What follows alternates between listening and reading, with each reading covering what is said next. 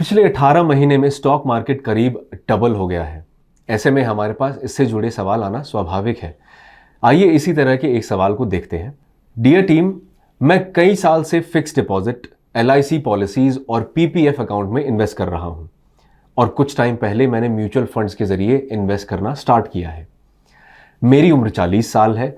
उम्मीद करता हूं कि 60 साल की उम्र में रिटायरमेंट पर मेरे पास 10 करोड़ रुपए का फंड हो जाएगा।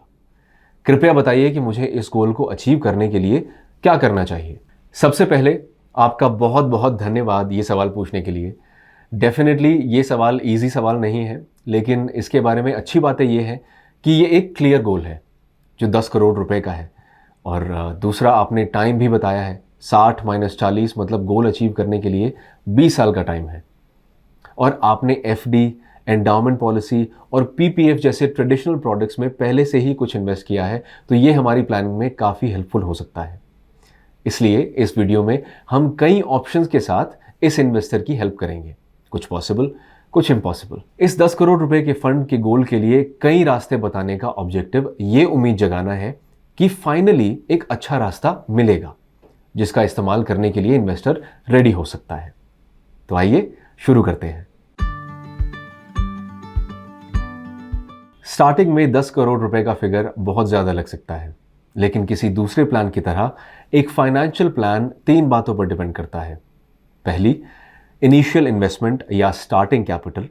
दूसरी, एनुअल रिटर्न। और तीसरी, टाइम पीरियड, जो इस केस में 20 साल है।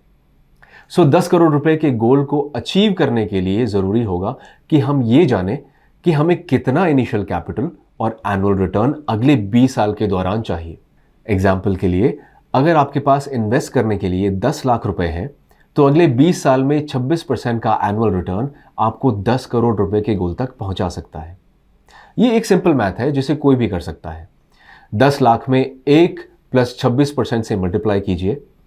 इस तरह 10 लाख में 1.26 से मल्टीप्लाई कर 20 का पावर देने पर 10 करोड़ आता है। अगर आपके पास ज़्यादा इनिशियल कैपिटल है, तो हमारा अनुमान है कि 40 साल के एक इन्वेस्टर के पास ये होगा तो और भी बेटर है।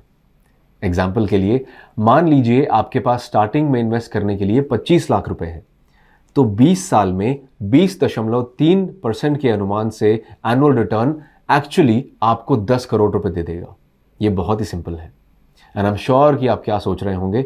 आप सोच रहे हैं कि दुनिया में कोई व्यक्ति कैसे अगले 20 साल तक एनुअल 20% या 25% रिटर्न पा सकता है। ये इम्पॉसिबल है।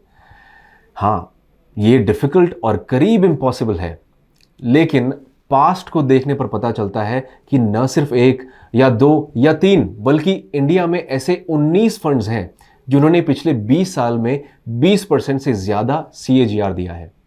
और ये रेगुलर प्लान है। अगर ये डायरेक्ट होते तो पॉसिबल है कि रिटर्न 1 से 1.5% ज़्यादा ही होता।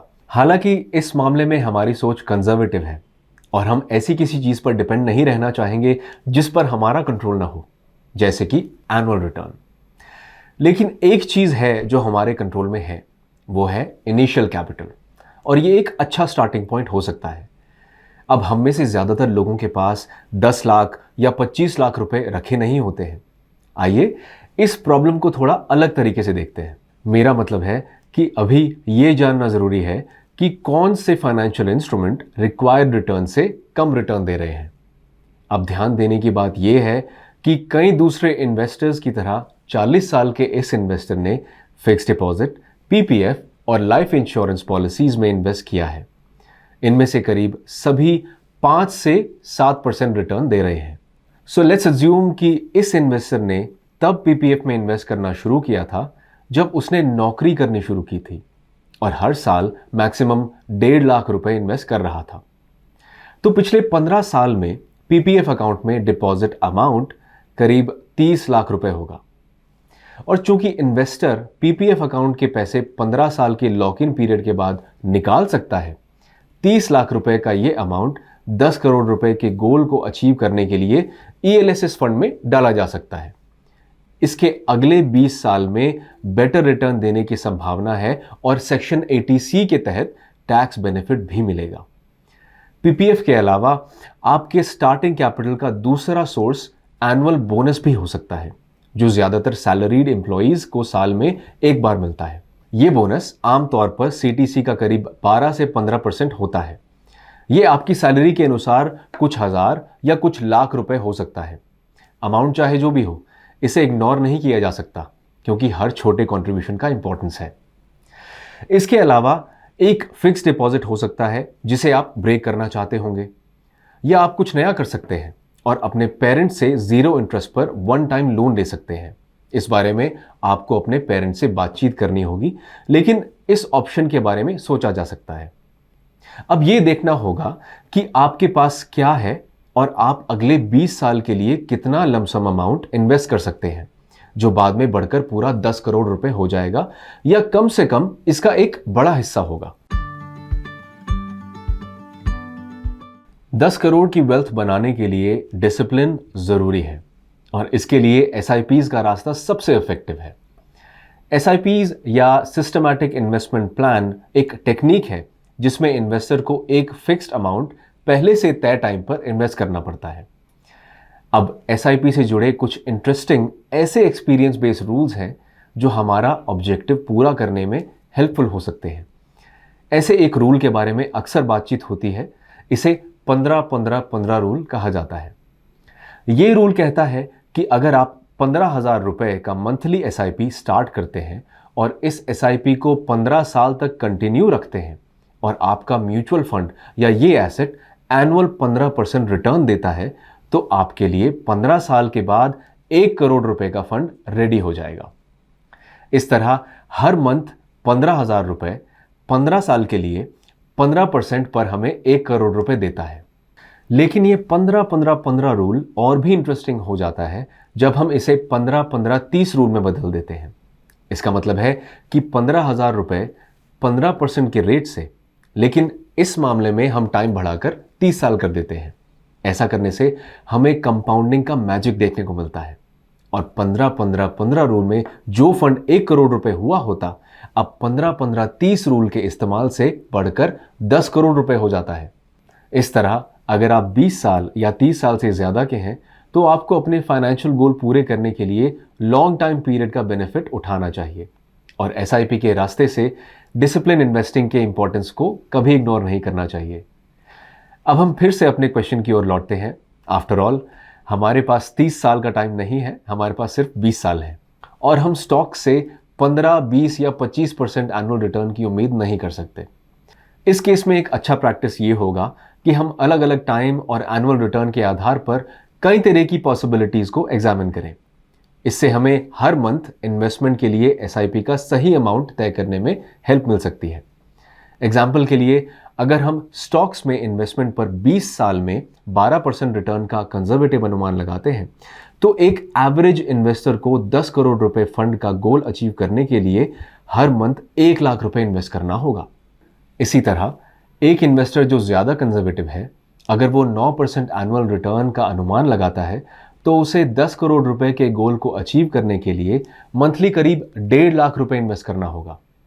इनफैक्ट अगर आप इन सिनेरियोज का बेनिफिट उठाना चाहते हैं तो आप etmoney.com पर जा सकते हैं और हमारे SIP कैलकुलेटर का इस्तेमाल कर सकते हैं, जिसका लिंक इस वीडियो की डिस्क्रिप्शन में दिया गया है। अगर आपको ये वीडियो यूजफुल लगता है तो ET मनी के हिंदी YouTube चैनल को सब्सक्राइब करना न भूलें। अब ये कहना ज़्यादा प्रैक्टिकल होगा कि SIP में निवेश कभी सेम नहीं रहता। इसका मतलब है कि ज़्यादातर इन्वेस्टर्स टाइम के साथ SIP का अमाउंट बढ़ाते रहते हैं। इसे स्टेपिंग अप SIP भी कहते हैं। आसान शब्दों में इसका मतलब मंथली SIP इन्वेस्टमेंट अमाउंट को बढ़ाना है। एग्जाम्पल के लिए हमने हिसाब लगाया है कि 10 करोड़ का गोल अचीव करने के लिए हम 12% एनुअल रिटर्न के अनुमान के साथ अगले 20 साल के लिए 1 लाख रुपए का मंथली SIP स्टार्ट कर सकते हैं। लेकिन ऐसे सिचुएशन में जब हमारे पास इन्वेस्टमेंट के लिए 1 लाख रुपए नहीं है, तो भी 10 करोड़ रुपए का गोल कई ऑप्शंस को मिलाकर अचीव किया जा सकता है। हमने ये अज्यूम किया है कि इन्वेस्टर फ्यूचर में SIP के अमाउंट को बढ़ाएगा।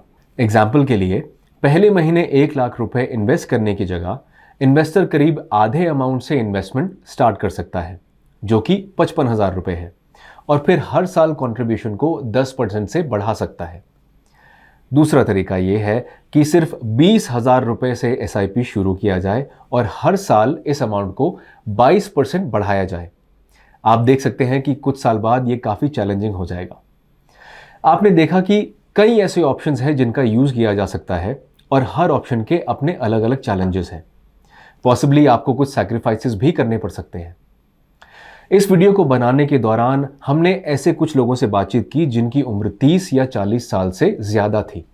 इसका ऑब्जेक्टिव ये जानना था कि ये लोग वेल्थ जुटाने के लिए किस तरह के तरीके अपना रहे हैं, और ये कंक्लूजन आया कि लमसम अमाउंट के साथ SIP के रास्ते इन्वेस्टमेंट से 10 करोड़ रुपए जैसा बड़ा फंड जुटाना और प्रैक्टिकल हो जाता है। आइए इसे कुछ अलग नज़रिए से देखते हैं।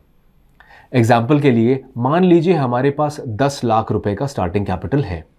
अब इस 10 लाख रुपए से 20 साल में कंपाउंड तरीके से जुटाई गई वेल्थ करीब उतनी ही होगी जब हर महीने 10,000 रुपए का इन्वेस्टमेंट अगले 20 साल तक किया जाता है। इसका हमारे टेबल के मुताबिक मतलब ये है कि हर महीने 1 लाख रुपए इन्वेस्ट करने के बजाय 90,000 रुपए के SIP से हमारा गोल अचीव हो सकता है।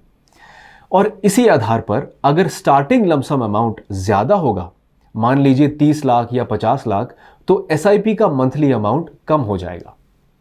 हमारे मुताबिक इनिशियल लमसम अमाउंट और एनुअल बोनस के कॉम्बिनेशन और एक मंथली SIP एक्चुअली कई करोड़ रुपए की वेल्थ जुटाने में आपकी हेल्प कर सकते हैं। और क्योंकि ज़्यादातर कैलकुलेशन में ये मिक्स और मैच अप्रोच नहीं होता है, हमने एक्सेल में सिंपल डाउनलोडेबल कैलकुलेटर बनाया है जिसका लिंक इस वीडियो के डिस्क्रिप्शन में दिया गया है। इसलिए एक्सेल शीट डाउनलोड करके और अलग अलग ऑप्शंस को आप देख सकते हैं। लॉन्ग टर्म में फंड जुटाने के दौरान कई इन्वेस्टर्स कुछ ज़रूरी बातों को इग्नोर कर देते हैं या भूल जाते हैं। यहां हम उनके बारे में बात करेंगे। इसमें पहला है इंस्ट्रूमेंट्स जिनमें इन्वेस्टर पैसा लगाता है।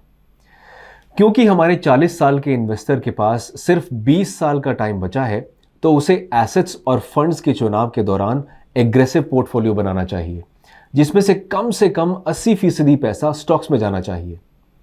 इससे पोर्टफोलियो में काफ़ी उतार चढ़ाव आ सकता है, लेकिन ये इन्वेस्टमेंट पर 12% या ज़्यादा रिटर्न कमाने का सबसे टेस्टेड तरीका है। और ये बताने के बाद ये जानना ज़रूरी है कि पोर्टफोलियो को बिटकॉइन जैसे स्पेक्युलेटिव एसेट से दूर रखना होगा।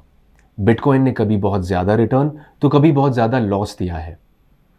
प्लानिंग के प्रोसेस में हमें दूसरी बात ये समझनी होगी कि जब आपका फंड 10 करोड़ रुपए के गोल के करीब पहुंचता है, तो इस फंड का बड़ा हिस्सा स्टॉक से निकालकर फिक्स्ड इनकम इंस्ट्रूमेंट में इन्वेस्ट कर देना ही समझदारी होगी। फिर से हम अपने एग्जाम्पल पर वापस आते हैं, जिसमें हमने अपने पूरे सिमुलेशन में एनुअल 12% रिटर्न लिया था। लेकिन इस प्लान को बेहतर बनाने का तरीका ये हो सकता है कि हम पहले 17 साल के लिए 13% और उसके बाद के अंतिम 3 साल में अनुमानित रिटर्न को घटाकर काफ़ी कम 7 से 8% कर दें। हालांकि हमने रिटर्न को 13% से 7% में स्प्लिट करने के तरीके को इस वीडियो में शामिल नहीं किया है, लेकिन डिस्क्रिप्शन में हमने जो कैलकुलेटर दिया है वो आपको पहले 17 साल के लिए अलग अलग संभावित रिटर्न और अंतिम 3 साल के लिए अलग रिटर्न का कैलकुलेशन करने की सुविधा देता है। तीसरी इंपॉर्टेंट बात यह है कि आपको ये समझ लेना ज़रूरी है कि हमने इन सिमुलेशन में कहीं भी इन्फ्लेशन और टैक्स की बात नहीं की है, और इन्हें इस वीडियो में शामिल नहीं करने का रीज़न इस प्लानिंग प्रोसेस को जितना हो सके उतना ईजी बनाना है। हालांकि अगर आप इन्हें शामिल करना चाहते हैं तो ध्यान रखें कि लॉन्ग टर्म कैपिटल गेन्स 10% है और इन्फ्लेशन के लिए आप 6% रेट का अनुमान लगा सकते हैं। अब हम इस वीडियो के अंत में आ गए हैं। इस वीडियो को बनाने का मेन ऑब्जेक्टिव प्लानिंग प्रोसेस पर फोकस करना है, और हमने इसके लिए 10 करोड़ रुपए के गोल को एग्जाम्पल के तौर पर लिया है। अगर आपको ये वीडियो इंटरेस्टिंग लगा हो तो लाइक बटन पर क्लिक करें और ET money Hindi YouTube channel को सब्सक्राइब करें और अपने फैमिली मेंबर्स और फ्रेंड्स के साथ इस वीडियो को ज़रूर शेयर करें। अपना टाइम देने के लिए आपको बहुत धन्यवाद, और हम नेक्स्ट वीक दूसरे इंफॉर्मेटिव वीडियो के साथ आपसे मुलाकात की उम्मीद रखते हैं। Mutual fund investments are subject to market risks. Read all scheme related documents carefully.